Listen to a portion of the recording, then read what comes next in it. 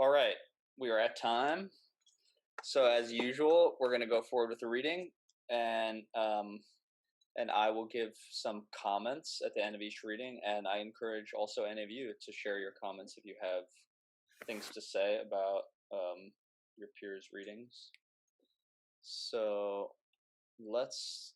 I'm just gonna let Caleb kind of call out the list. Yeah. So first up is Emma. Okay. Fall of the Rebel Angels by Peter Bruegel. While fighting, those great gray things with no meaning climbed onto our heads and begged for air. We were eyed from above. Clouds were meaningless. Yes, they were not clouds. They were wings, wings that had sprouted from spines of swords. A magical thing went limp and floated. We were eyed from below, too, claustrophobic screams and gasps and chokings coming from wide open mouths, slit open mouths, perhaps. Eyes were appearing inside. You tear them apart. Little soldiers, clockwork hearts that wish for nothing but for blood, blood for new stained wood uniforms. Mussels find hiding in their own kind. They are the moth wings of fishtails, and if you look closely, they are very noticeable. Oldie instrument plays is a march by Shostakovich or any kind of Tchaikovsky. I hope these composers did not mean to be programmed to the minds of battle. They only dreamed of battles like this one, a woman of candy climbing up a tower of others. People are foolish. The court jester thought this would be a good place to try out his jokes, but all that is left of him is his hat, his precious hat that, too, will soon be squished. Baskets of fish and rice and fins and baby chicks are squishing people, and the baby chicks.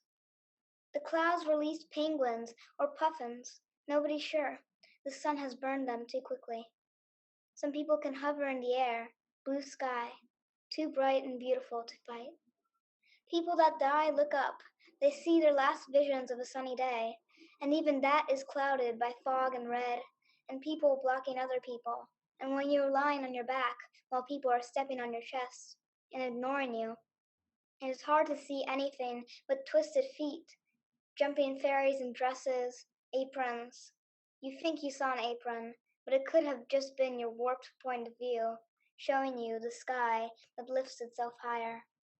You thought you also saw the sky puff its chest, but it was just a shape, like an egg, with eyes where the eyes of a hammerhead shark would be, with teeth and a grin, snatching wings. Fairies were here too.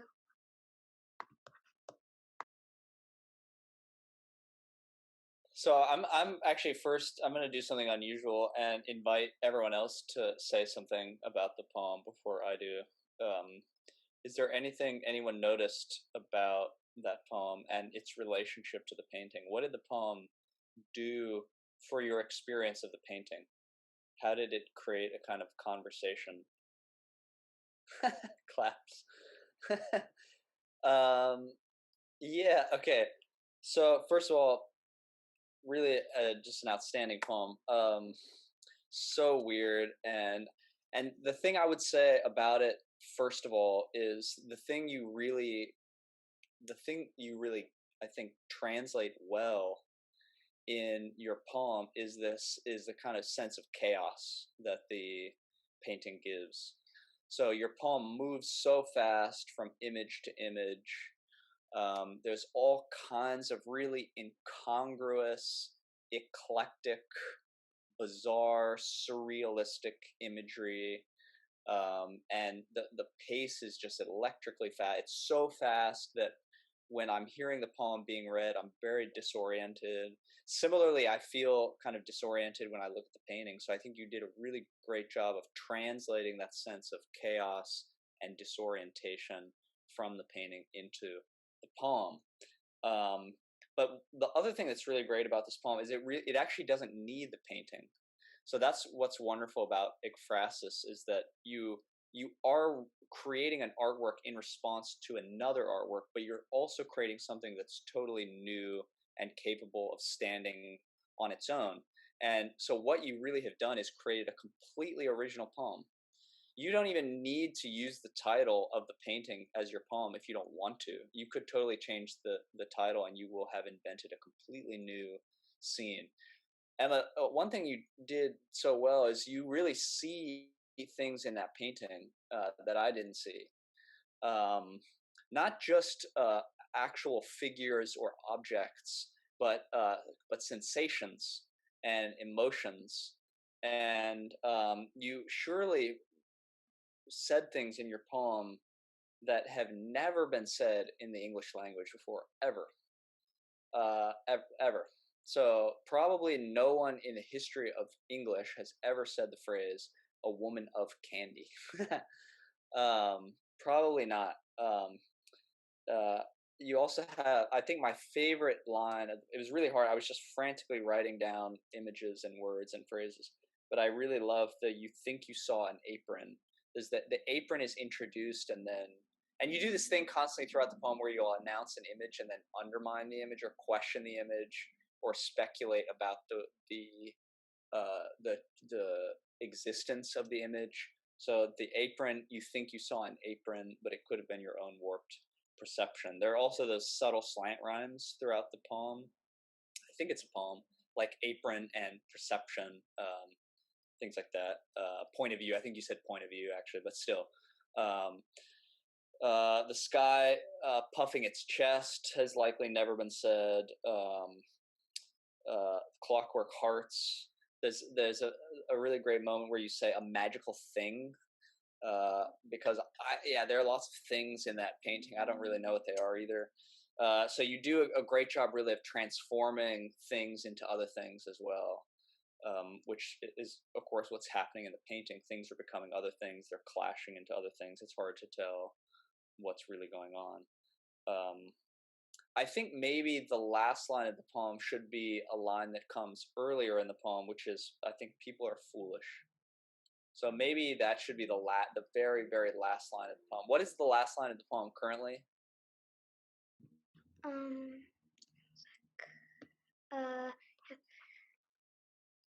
Fairies were here too.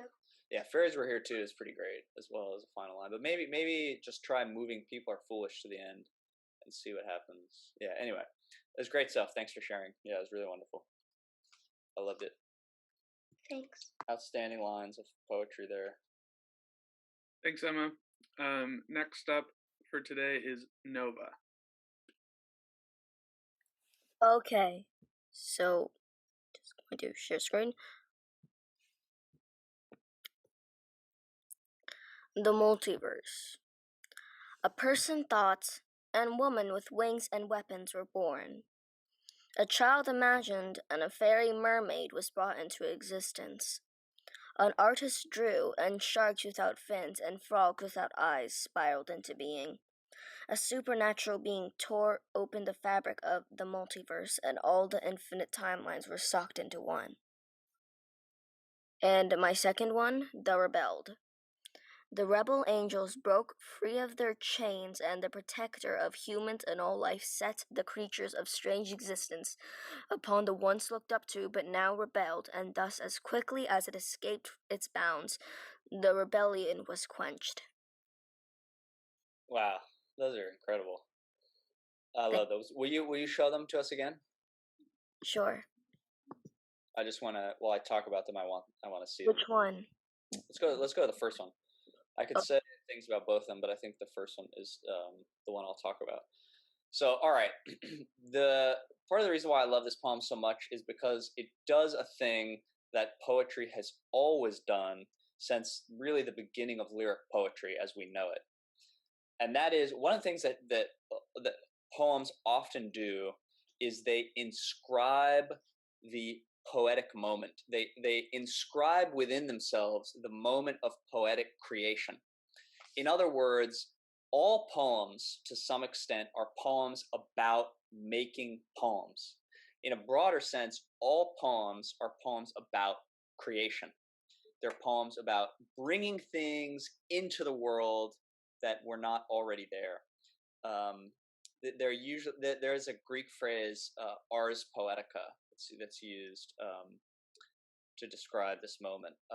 Okay, so this poem, in a sense, is not only an ekphrasis, it's also a poem about creating things. It is an inscription of the poetic moment, the moment in which a poem is born. Okay, a person thought, a person, a nondescript person. You don't tell us anything about this person. This person is not identified, but a person in general has a thought, and out of that thought, a woman with wings and weapons is born. Or I guess multiple, Plural. multiple women. Women with wings and weapons were born. Okay, great consonants. All the W's in that sentence. Really, it's really very rhythmic, very beautiful sentence. A child imagined, and a fairy mermaid was brought into existence. So there's a way in which within this poem there is no distinction between a thought and a reality. A thought is its own kind of reality. An imagined thing has its own real substance. This is actually based on what I think. I think that there's a multiverse with infinite timelines, basically.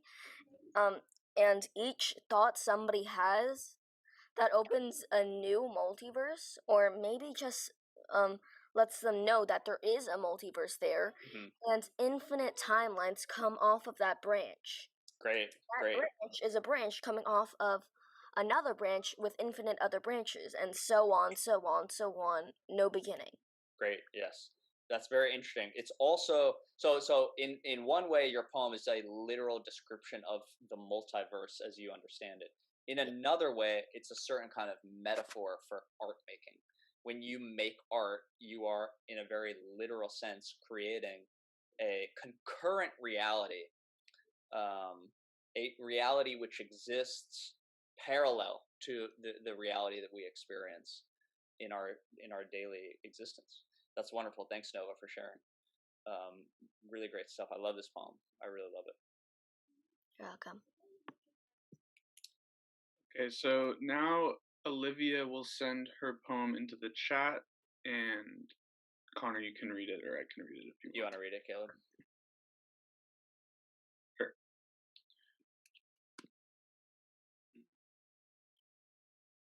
Chaos reigns above, a war of battle and love. Angels fall from the sky where the heavens lie. Creature and angel fight until the sky's blazing light. Fish with wings, frogs with things, the call from angels is unheard. In the midst of battle, a large bird. Point stabs and wings, the moon above sings. Under the battle will sit a void, bottomless pit, filled with caves of flaming light, from where monsters take flight. Women as bugs fly, the battle itself wry. Man in gold armor fights with lance, but for all with him stands no chance. Blows are struck, all are fatal. Fall of the rebel angels, hoodlum with a knife, cut short one life. White one's flight with only hands. Angels above have trumpets and demands. But no one can hear their cries to stop. Large lizards kill as they hop. No peace will come to this dry land. The years as many grains of sand. And soon rebel angels will fall and never again hear a trumpet's call. The stars are gone, none remain. In this battle, none will stay sane. Wow, it's really great. Thank you, Olivia. So I first of all just want to say that this is indeed a major formal achievement. That was very good, but also a bit dark. Yes, very dark. Totally. So there's the scene is chaotic, violent. It is indeed a battle scene. In some cases, it seems like a literal battle scene. In other cases, it seems like a kind of metaphor for this war between good and evil. So you do an excellent job of, again, translating the chaos, the intensity of the painting, the mass of bodies and figures into this poem. And your poem, like Emma's poem, moves very fast. You know, there's tons of things are just being thrown at us all the time. Birds and frogs and fish, and so there's kind of energy and intensity that I also experience when I look at the painting, and you've done a really fantastic job of translating it into words. I also just, again, wanted to reiterate that I think this is an outstanding formal achievement, the way you're able to rhyme. And all of the rhymes feel very natural. If they don't feel forced, they feel they feel uh, they feel easy.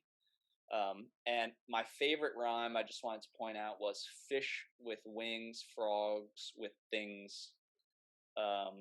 Because that line, like Emma's line, where how does Emma put it? A magical thing comes into the poem. Here, frogs with things. So there's a way in which when we look at the painting, we don't really even know what we're seeing at first. That's one of the things I love about Bruegel's paintings, is you have to study them for a long time even to understand logistically what's happening in the paintings.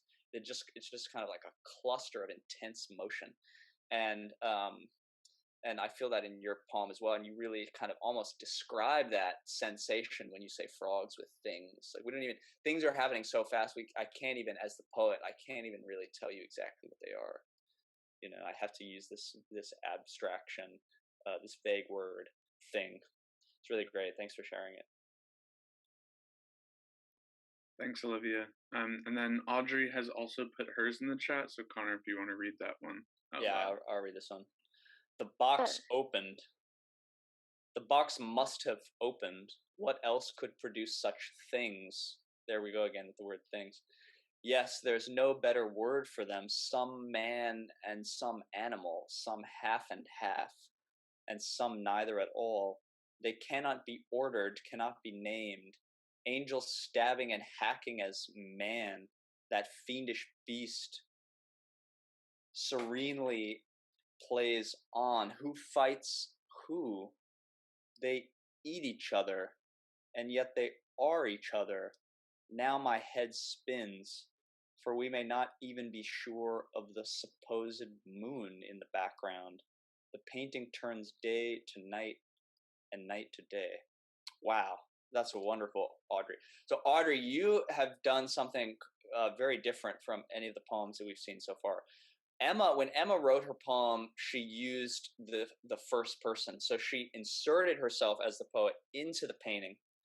Nova's poem was a kind of description of the painting, of the moment of the painting, but not as a painting. Seriously, everyone has such awesome things. Yes, yeah, totally. I agree. Why is this book like super good? So, Audrey, what you have done that's different is you are describing the painting as a painting. So, your poem is kind of in the mode of the John Keats poem that we looked at, the Ode on a Grecian Urn, where you are describing, where in that poem, the poet is describing a literal urn. Here, you're describing a literal painting. So you insert yourself as the poet into the position of viewing the painting. You say, now my head spins. So you almost, the poem is really a description of your experience looking at the poem, or excuse me, at the painting. So Emma goes into the painting. Nova describes the situation of the painting without the painting itself, and here you talk about the painting as it is. So you also have some really amazing lines. I love the who fights who. It's totally true. It's a very accurate description of what's going on. You don't really know. They eat each other, and yet they are each other. Brilliant. That is my favorite moment in the entire poem. They eat each other, and yet they are each other. It's really brilliant kind of play on words between eat and are. It also feels somehow very prescient, very pertinent and relevant to the world that we live in today.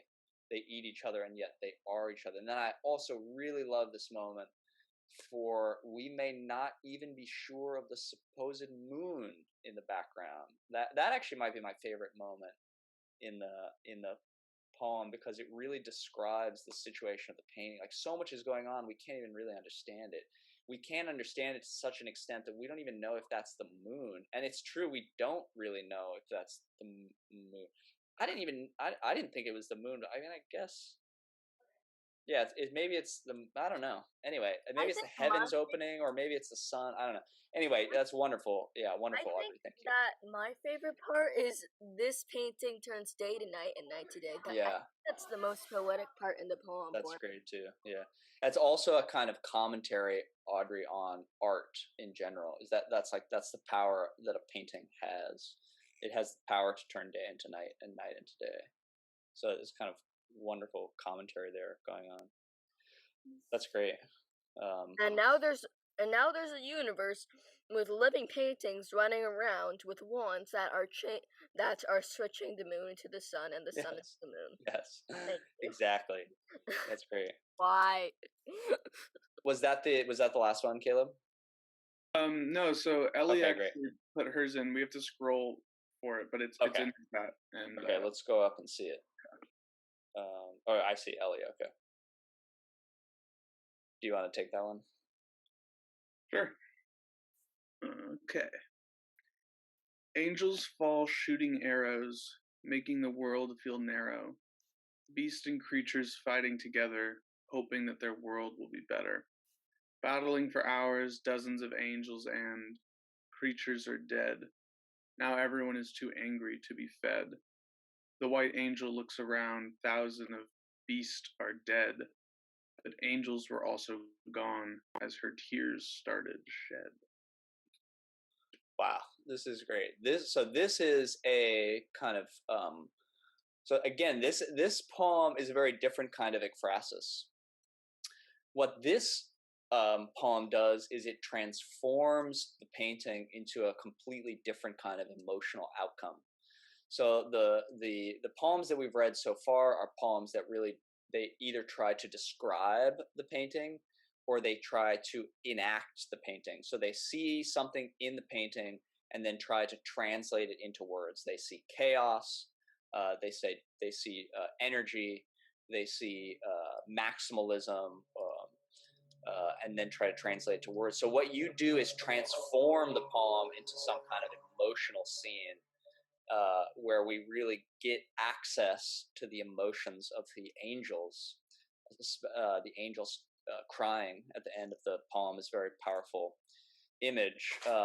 This also, I think the rhyming in this poem is also quite wonderful. It also feels very natural. I really love the rhyme arrows and narrow, and to describe this instance of violence as a world becoming narrow is brilliant. That's outstanding poetry. Yeah, that is a really outstanding description of how violence feels, and how it works. Yeah, that the world suddenly becomes more narrow. The world becomes smaller instead of larger. It's fantastic. That's brilliant. That's true brilliance actually at work. Great. Yeah. Thank you for this transfer. So again, we're seeing all the different things that Ekphrasis can do. And in each one of your poems, you've done something totally different from everyone else, totally original. You've transformed the painting, you've described the painting, you've enacted it, you've performed it in various ways. And so these are some of the things that Ekphrasis can do. And I encourage you, again, I've said this earlier, but I'll say it one more time before you go. If you're ever struggling to write, you don't know what you want to write about, then just look around at some paintings, maybe some paintings in your house, maybe some paintings on the internet, and try to write poems or short stories inspired by those paintings. And if you do anything as well as what you've done today, then you'll be wildly successful. This is a great reading. I'm really happy and excited with everyone's work here. Thank you. Okay, everyone, virtual group hug time. Am I the only one who's hugging? No, we're all hugging. We're all hugging. Okay, thank you. All right, that's the end, I think, right, Caleb? Yeah, that's it. Great. Yeah, thank you all for sharing. That was really outstanding. I'm very encouraged by what I saw today. It's really fun. So next week we're going to do translation, and we're going to do some kind of weird stuff with made up languages, and we'll see how it goes. I already have a made up language, so I already have a piece to share. Great. Maybe we can share that at the beginning of class. Yeah, I'm going to ask you to translate from languages that you don't even know, probably, unless you know French. Do any of you know French? If you know French, then you'll be you'll be operating on a slightly different level. I know Spanish. I know a bit of Spanish, so maybe that's kind of similar. And I know bonjour. I'm pretty sure everyone knows. Wow, we'll find out next week. All right, you're free to go. If you want to stay and ask questions, you can stay. Otherwise, great job today. See you all next week. Thanks for your participation. It was wonderful. Thank you. Olivia. Bye. Thank you. Bye. Bye. Loved everyone's poems.